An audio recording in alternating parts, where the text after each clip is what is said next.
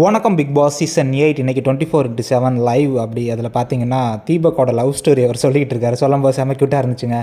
So என்ன அப்படின்னா, நான் லவ் பண்ணும்போது எங்கள் வீட்டில் யாருக்குமே தெரியாது. நானும் அவங்க ஒய்ஃப் பேர் ரஞ்சனி போல். நானும் ரஞ்சனியும் ஃபோனில் தான் பேசிக்கிட்டு இருந்தோம். திடீர்னு ஒரு நாள் வீட்டுக்கு கூட்டிகிட்டு போனேன்.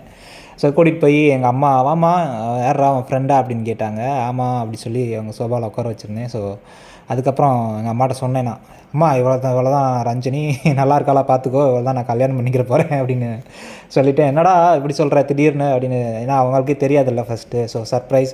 ஸோ இவங்க ஒய்ஃபுக்குமே தெரியாதான் இப்படி சொல்லிட்டான் அப்படின்னு, சொல்ல போகிறான் அப்படின்னு. ஸோ என்ன திடீர்னு இப்படி சொல்லிட்டேன் அப்படின்னு சொல்லி ஒரே சர்ப்ரைஸாக இருந்திருக்கு. ஸோ அவ்வளோதான் போல இருக்குது அவங்களுடைய லவ் ஸ்டோரி. வெரி சிம்பிளாக முடிஞ்சிருச்சு. ஸோ ஃபோனில் பேசியிருந்திருக்காங்க, திடீர்னு வீட்டுக்கு வர சொல்லியிருக்காரு, அம்மாட்ட இன்ட்ரோ பண்ணி விட்டார். ஸோ எல்லோரும் ஓகே போல இருக்குது. அப்புறம் வந்து மேரேஜ் டே அன்னைக்கு இவர் வந்து ஒரு சர்ப்ரைஸ் கொடுக்கலாம் அப்படின்னு என்ன பண்ணியிருக்காரு அப்படின்னா, மேரேஜ் டே ஃபஸ்ட் நாள் அன்றைக்கி தனியாக போயிடணும் அப்படிங்கிறதுக்காக ஒரு வீடு வாங்கியிருந்திருக்காரு, தனியாக இண்டிவிஜுவல் ஃப்ளாட் மாதிரி. ஸோ என்னென்னா, அது ஏதோ ஆழ்வார் திருநகரில் வந்து ஒரு இடம் வாங்கியிருக்காரு. ஸோ அவங்க வீட்டில் உள்ள அவங்க அப்பாவுக்கு எல்லாருக்குமே சொல்லிட்டாரு, இவங்க சைடு ஃப்ரெண்ட்ஸுக்கு எல்லாமே சொல்லிட்டாரு. பட் அவங்க ஒய்ஃபுக்கு மட்டும் சொல்லலை. ஸோ சர்ப்ரைஸாக இருக்கட்டும் அப்படிங்கிறதுக்காக. ஸோ கல்யாணம் முடித்து வந்த ஒரு 1 ஹவரில், "வாமா கோயிலுக்கு போகலாம்" அப்படின்னு சொல்லிட்டு, அந்த வீட்டுக்கு போகிறதுக்காக, "வாமா கோயிலுக்கு போகலாம்" அப்படின்னு சொல்லிட்டு கூட்டிகிட்டு போகிறேன்னா, அங்கே வீட்டில் வந்து சர்ப்ரைஸ் கொடுக்கறதுக்காக கேக்லாம் வாங்கி லைட்லாம் ஆஃப் பண்ணி, ஸோ நம்ம என் ஃப்ரெண்ட்ஸ் எல்லாம் அங்கே இருக்காங்க. அந்த ஒய்ஃபோட கசின்ஸ்லாம் அவங்கள்ட்டலாம் சொல்லி அங்கே போக சொல்லியாச்சு. ஸோ நான் வந்து காரில் கூட்டிகிட்டு போகும்போது கூட இங்கே ஒரு திருவிழா நடந்துக்கிட்டு இருக்குது. ஸோ பயங்கரமாக கோயிலுக்கு போகிறது மாதிரியே இங்கே ஒரு திருவிழா நடந்துக்கிட்டு இருக்குது. ஸோ அங்கே காரை அங்கே ட்ராப் பண்ணிவிட்டு, ஸோ "மாமா, பக்கத்து வீட்டில் தான் ஃப்ரெண்டு இருக்குது அப்படின்னு, ஃப்ரெண்டு வீடு இருக்குது, அங்கே போவோம்" அப்படின்னு சொல்லிட்டு கூட்டிகிட்டு போனேன். ஸோ கோயில் சாமிலாம் கும்பிட்டுட்டு கூட்டிகிட்டு போய், "என்ன வீட்டுக்கெலாம் கூட்டிகிட்டு போகிறீங்க?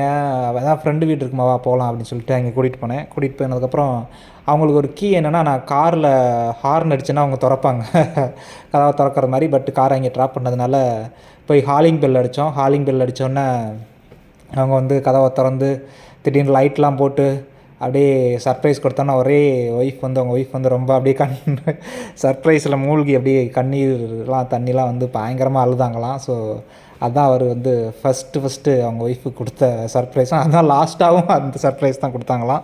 ஸோ அவங்க ஒய்ஃப் வந்து அவங்களுக்கு வந்து ஒரு 39th பர்த்டே அன்னைக்கு ஒரு சர்ப்ரைஸ் கொடுத்துருக்காங்க க்ரீன் பார்க்கில். ஸோ அவங்க பிள்ளைங்க, அவங்க ஃப்ரெண்ட்ஸோட ஒய்ஃப்ஸு, அப்புறம் ஃப்ரெண்ட்ஸ், ஆட தெரியாத ஃப்ரெண்ட்ஸ் எல்லாரையும் டான்ஸ் பழக வச்சு, ஸோ இவங்கள வந்து க்ரீன் பார்க் ஹோட்டல் கூட்டிகிட்டு போய், ஸோ அந்த பார்ட்டி ஹாலுக்குள்ளே போனோன்னே கண்டுபிடிச்சிட்டாரா, ஏதோ ஒரு சர்ப்ரைஸ் இருக்குது போல இருக்குது அப்படின்னு. பட் வந்து இந்தளவுக்கு சர்ப்ரைஸ் இருக்காது அப்படின்னு அப்படியே சொல்கிறாரு. ஸோ உள்ளே போனோன்னே அவங்க ஃப்ரெண்ட்ஸ் எல்லோரும், அந்த சின்ன பிள்ளைங்க, அவங்க ஒய்ஃபு, ஃப்ரெண்ட்ஸோட ஒய்ஃபு, ஃப்ரெண்ட்ஸ் எல்லோரும் டான்ஸ் ஆடினோன்னே அப்படியே அழுது அப்படியே உட்காந்துட்டாராம். ஸோ அதெல்லாம் மறக்க முடியாத சம்பவங்கள் அப்படின்னு சொல்லும்போது சூப்பராக இருந்துச்சு. So thank you.